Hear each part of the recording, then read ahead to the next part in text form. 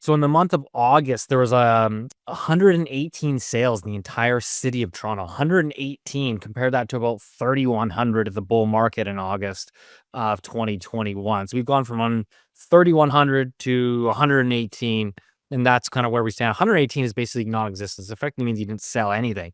If you look at year-to-date sales, strip out the 1 month of volatility, you have 1,100 units sold in the entire city of Toronto this year. 1,100. That's down from like 20,000 that we were used to in 2015, 2016, 2020, 2021. So we've gone from, call it anywhere from 15,000 on a normal year to 20,000 in a bull market to 1,100. Again, the the decimation in the new construction space, and that's Toronto. Vancouver's experiencing a lot of real problems too. And the government, I think, is slowly starting to figure it out. Now, remember, the media reports on housing starts. Housing starts are a significantly lagging indicator. Remember, CMHC quantifies a housing start as when a project is built back up to grade. So what happens is the life cycle of a housing start is so lagging because you have to understand is like there's a lot of precursors to get to a housing start. So typically how that works is you launch a project for sale. The bank requires you to sell 60% of the building in order for you to get the construction financing to then dig the hole, build the foundation. And then once the foundation gets back up to grade, the CMHC surveyor comes in and says, check, the box is done. You now count as a housing start. And that can be 2 to 3 years behind the pre-sale market. So the leading indicator for where housing starts is going is the pre-construction market. When you have 1,100 sales in Canada's largest major metro year to date, that is an utter collapse, which is incredibly important because keep in mind, the residential construction sector employs roughly 8% of the entire Canadian labor force. So, and it's not as bad, but it's pretty darn bad here in Vancouver as well. You've got a record number of unsold units on developer balance sheets. So again, if you're a developer, think about this. You've got investors, you got a lot of capital at risk. You're not going to launch a project if you've got existing stuff that you're struggling and can't get off your books. If you can't sell what you've got left over on your other projects, the last thing you're going to do is take even more risk and launch a new project. And that's exactly what we're seeing today is there's basically very few launches. The people that are launching today are almost forced to launch because they've taken that sort of LP limited partner capital and have to sort of deploy it and try to move forward on a project that's already sort of halfway through the sort of permitting process. And so this is what's happening is we have an utter collapse in the new construction space. We all know Canada's sort of a Ponzi scheme that's built up on housing. And so seeing this unwind, it's going to have significant impacts on government budgets, government balance sheets, not just at the municipal level, which takes a huge chunk of the revenues through property taxes, but also through development fees. Development fees take a huge chunk of government taxes. Provincial governments as well, relying on a lot of these tax dollars and the spin-off revenue that comes from that. So we know that these governments are in challenge. That's why here in BC, the budget deficit has blown out to record levels in just a few short years under David Eby. Few short years, the federal government is now launching the Fiscal Bazooka. It's estimated the budget deficit could be north of $100 billion when it gets announced in November. Parliamentary Budget Officer, which is an independent sort of government agency that is nonpartisan and has to look at the numbers and make projections. They're coming out and calling this unsustainable. And we're going to get to that in just a second. But part of this budget deficit that will be announced will be BILD, B-I-L-D, Build Canada Homes. Effectively, what that is the government's creating a $13 billion housing agency to basically build basically manufactured homes. It's going to be government social housing that you can't buy, but you can rent from the government. And they were originally supposed to do the MERB program, which is the multi-unit residential building program. It effectively was a tax incentive.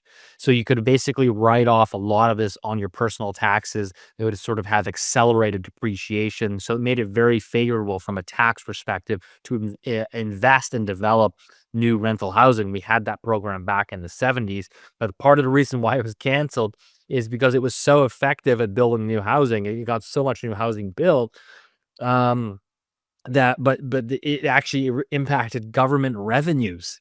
It impacted government revenues. It was actually costing the government too much money. And so they actually scrapped it despite the success of it actually facilitating more housing supply. So my understanding from sort of the rumor mill is that the MERB program is not going to come to fruition despite Mark Carney promising it during his election campaign, quite simply because I don't think the government can afford it. But they had to do something. So they're going to save face by saying we're creating Build Canada Homes, a $13 billion money pit that will create a new agency, a new bureaucracy to build, several thousand social housing units across the country. But this leads into, again, keeping a close eye on the budget deficit. Government finances are quite simply in shambles almost across Canada. The federal level looks really bad. And so we had a great interaction here from the parliamentary budget officer arguing and debating with a Liberal MP in the finance committee. And I think it really just summarizes exactly where we are today. A lot of the conversations we've had on the Loonie Hour, a lot of the concerns, that these things come with consequences. And it really concerns me. So let's clip in to that conversation right now. Looking at our current position, we can't look at it in a vacuum. It has to be viewed, I would say, on a comparative basis. So Canada still maintains its AAA credit rating, and its current debt to GDP ratio is, I think, 2.2%. How does that compare to some of our G7 colleagues? I can add one. No. To Canada relative to other countries is in a more favorable, if you look at the numbers, in a more favorable situation immediately. I would say, like for myself, the analogy is, I don't know, you're 200 pounds overweight and you have 50% body fat, and everybody else in your group, in your weight loss group, has 75% body fat and is like 400 pounds overweight and can't get out of bed. So, yeah, like we're in a more advantageous position, and in many ways, that's the opportunity where we can hopefully move. We have space and time where we can move quickly to rectify the situation. So, is that a reflection of the current global economic environment? Yeah, very much so. The member referred to the work of the International Monetary Fund, and a lot of what the International Monetary Fund has been publishing recently on the fiscal side is advice to all countries to reduce deficits, reduce debt, and batten down the hatches and prepare yourself to make some tough decisions. So it certainly isn't advice to Canada. All other countries, and as I mentioned last week, there are some countries, looking at France and looking at the UK, where their financial markets are certainly rockier than ours right now, certainly in terms of debt issuance. So relatively speaking, we're in a more favorable position. It, at the same time, doesn't obviate the fact that the path that we're on right now isn't sustainable. And we might have more time than those other countries, but we're going to end up in a very similar place without changes. Right. Another question, obviously. You project, so we're on a good fiscal path, or we're on a better fiscal path than some of our G7 colleagues, and you project our deficit staying under 2% of GDP and debt holding near the low 40% range. Would you agree that these kinds of thresholds are really, in practice, fiscal anchors that signal some discipline? I would go back to one of the comments I made at the outset that, like, the most important word in the release this morning was unsustainable. I don't know. We didn't choose it carelessly. I've been in the office for 17 years. I was working in the federal government, putting together budgets for 10 years prior to that. You got to be you choose these words with prudence and care, and certainly we don't want to be alarmist. And at the same time, like the current path we're on in terms of federal debt as a share of the economy is unsustainable. Coming back to our credit rating, obviously, it's a fairly internationally recognized standard in terms of how sustainable our fiscal position is. How does that compare to some of our G7 colleagues? We, relatively speaking, again, similar to the fiscal metrics, we end up being further ahead or closer to the top of the group.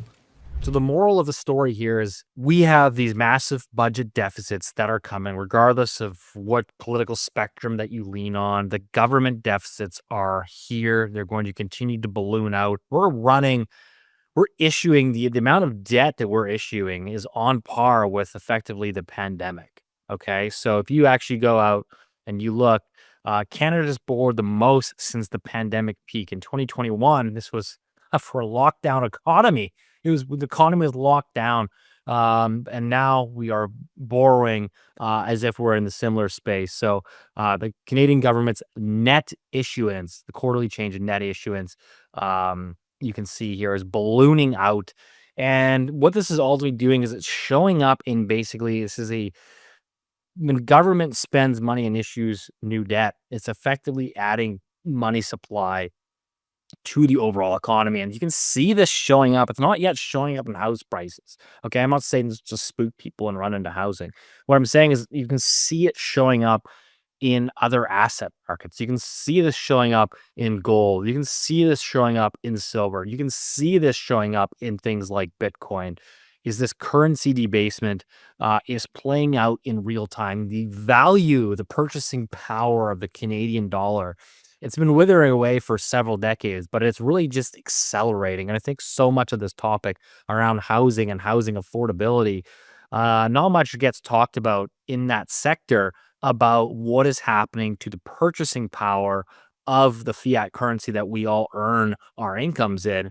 And I think that's really the big story. And again, I'm a housing guy. You hear a lot about the development community and the politicians, and they all talk about, supply and demand. We need to build, more housing. And again, I go, well, guys, nobody's really talking out loud about the debasement that's going on. Because when you look and you ultimately price housing in ounces of gold, which has been true hard currency for thousands of years, it's falling in ounces of gold terms. And that's continues to be something that I have pointed to for probably 5 or 6 years now, is that the currency debasement, there's really no stopping this train. And I think we're going to get the announcement in November when it gets announced that it's going to be this massive 60, 70, 80, 90, $100 billion deficit. And the people that are at the helms continue to say, well, we're not the worst in the G7, so that's okay. We can just keep going. But we're all in trouble, and we're seeing that playing out, of course. We've highlighted what's happening in the UK and in France, and I think the social upheaval and unrest that comes with that. So that's kind of what I'm keeping an eye on for. What I think ultimately on housing and mortgage rates. I mean, the question was like, oh, should I go variable or should I go fixed? And I was like, well, I don't know. It depends on your time horizon, depends on your outlook. I mean, I look at this and say, I don't know. I mean, I don't know how much debt I'd want to be floating if the government is running, a $90 billion deficit come November. In an economy where, I don't know, we keep saying it's the biggest crisis of our lifetime. I'm not so sure that it is. But this is where we are. We are running massive deficits, and there is no slowing this train. So, we can keep talking about, oh, the Bank of Canada is going to cut rates. They're going to cut rates, another 25, 50, 75 basis points. The variable mortgage is going to come down. It's going to come down to, 3.2, 3.3. That's great. But maybe your fixed rates don't move. Maybe your fixed rate actually moves higher. How many homeowners or borrowers are ready for higher fixed mortgage rates when you get a 90 or $100 million deficit announced in November? I think that would surprise and shock a lot of people. And that is the story I'm not saying is imminent is going to happen. But if we look to the UK and some of these other markets, it's already happening. So it's a very realistic possibility. So that's kind of my note, my message, my thoughts today. More carnage destruction in the development space, more currency debasement. It cannot be stopped. Even though rates go lower, on the overnight rate from the Bank of Canada. Don't be surprised if fixed rates don't move lower. And in fact, maybe they just move higher. Let's watch.